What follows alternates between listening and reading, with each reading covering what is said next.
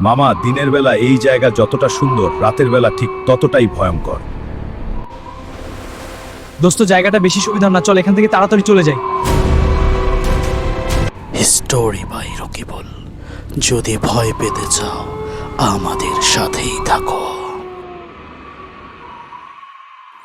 Hello viewers, আসসালামু আলাইকুম। Story by Rakibul channel থেকে আমি রকিবুল ইসলাম বলছি। বন্ধুরা, তোমরা সবাই কেমন আছো? আশা করি আল্লাহর রহমতে তোমরা সবাই ভালো আছো। বন্ধুরা, আজ আমি তোমাদেরকে শোনাবো আমাদের খুব পরিচিত একটি জায়গাকে ঘিরে এক রহস্যময় ও ভৌতিক ঘটনা। আশা করি ঘটনাটি তোমাদের ভালো লাগবে। চলো বন্ধুরা, আর দেরি না করে আমরা আমাদের গল্পে ফিরে যাই। বাংলাদেশের চট্টগ্রাম শহরের পাহাড়ের মাঝখানে অতি পরিচিত এক নির্জন ছায়াময় স্থান ফয়েজ লেক।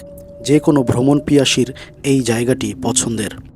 বহু বছর আগে রেলওয়ে কর্তৃপক্ষ এই লেক তৈরি করেছিল পাহাড় কেটে। দিনের বেলা এখানে পর্যটকের ভিড় লেগেই থাকে। পাহাড়, সবুজ গাছপালা আর শান্ত পানির জন্য জায়গাটা খুবই জনপ্রিয়। কিন্তু এই লেককে ঘিরে অনেক রহস্যময় ঘটনাও রয়েছে। স্থানীয় লোকেরা বলে এই লেক দিনে যতটা সুন্দর, রাতে ঠিক ততটাই রহস্যময়। কারণ গভীর রাতে এই লেকের নির্জন জায়গাগুলো অদ্ভুত ঘটনা ঘটে। ঢাকায় থাকতো দুই বন্ধু সজীব ও মাহিন। তারা দুজনই ভ্রমণ পিয়াসী। নতুন জায়গা, অ্যাডভেঞ্চার, রহস্য খোঁজাই তাদের একরকম শখ। একদিন তারা সিদ্ধান্ত নিল ফয়েজ লেকে ঘুরতে আসবে। যে কথা সেই কাজ। তারা একদিন আনুমানিক জুলাই মাসের 17 তারিখে দিবাগত রাতে রওনা দিল চট্টগ্রামের উদ্দেশ্যে। সকালবেলা তারা এসে পৌঁছালো এবং সেখানে একটি কাছাকাছি হোটেলে এসে উঠল। দিনের বেলা সময়টা তাদের ভালোই কাটলো। সেই দিনটা ছিল পূর্ণিমার রাত।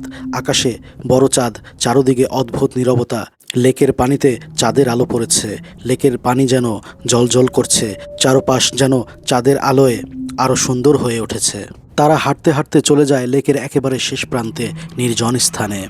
সেখানে দাঁড়িয়ে তারা গল্প করছিল। হঠাৎ মাহিন বলল, সজীব, তুই কি কিছু দেখেছিস? সজীব বলল, কি দেখব? কই না তো। মাহিন লেকের পানির দিকে আঙ্গুল দিয়ে ইশারা করলো। বলল, ওই জায়গা থেকে একটি লোক পানিতে নেমেছে এইমাত্র। সজীব বলল, কই? আমি তো দেখিনি। মাহিন বলল, আমি স্পষ্ট দেখেছি, কিন্তু যে লোকটি পানিতে নামলো সে আর পানি থেকে উঠল না কেন? সজীব বলল, বাদ দে তো, তুই ভুল দেখেছিস। মাহিন বলল, হতে পারে। কিন্তু মাহিন ভেতরে ভেতরে একটু ভয় পাচ্ছিল। তাই সজীবকে বলল, দোস্ত চল হোটেলে ফিরে যাই, আর এখানে ভালো লাগছে না।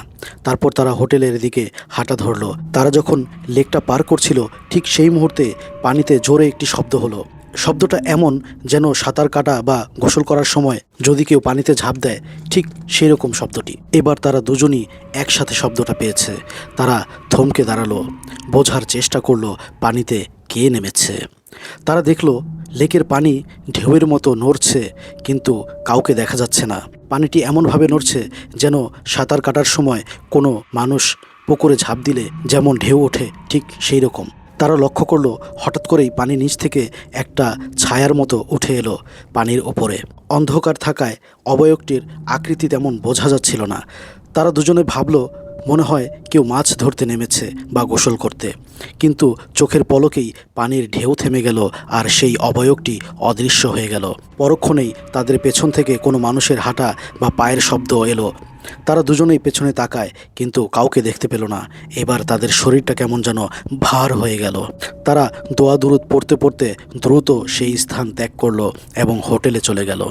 তারপর দিন তারা একটি চায়ের দোকানে বসে গতকালকে রাতে ঘটে যাওয়া ঘটনা সম্পর্কে কথোপকথন করছিল। চায়ের দোকানি তাদের কথা মনোযোগ দিয়ে শুনছিল আর চা বানাচ্ছিল। দোকানদার চাচা তাদের কথা শুনে ঠোঁটের কোণে এক রহস্য হাসি হেসে বলল, মামা, আমরাও অনেক সময় অনেক কিছু দেখেছি। এখানে যারা স্থানীয় তারাও অনেক সময় অনেক কিছু দেখে। তাই ওই জায়গায় রাতের বেলা না যাওয়াই ভালো। বন্ধুরা, এই ছিল আমাদের আজকের ঘটনাটি তোমাদের কাছে কেমন লেগেছে অবশ্যই কমেন্ট করে জানাবে। তোমরা যারা এখনও আমাদের চ্যানেলটিকে সাবস্ক্রাইব করনি তারা এখনই চ্যানেলটিকে সাবস্ক্রাইব করে আমাদের সাথেই থেকো আর উপভোগ করো আমাদের সব ভয়ের এপিসোডগুলো। বন্ধুরা, আজ চলে যাচ্ছি, তবে আবার ফিরবো নতুন কোনো ঘটনা নিয়ে। ততক্ষণ তোমরা ভালো থেকো। আল্লাহ হাফেজ।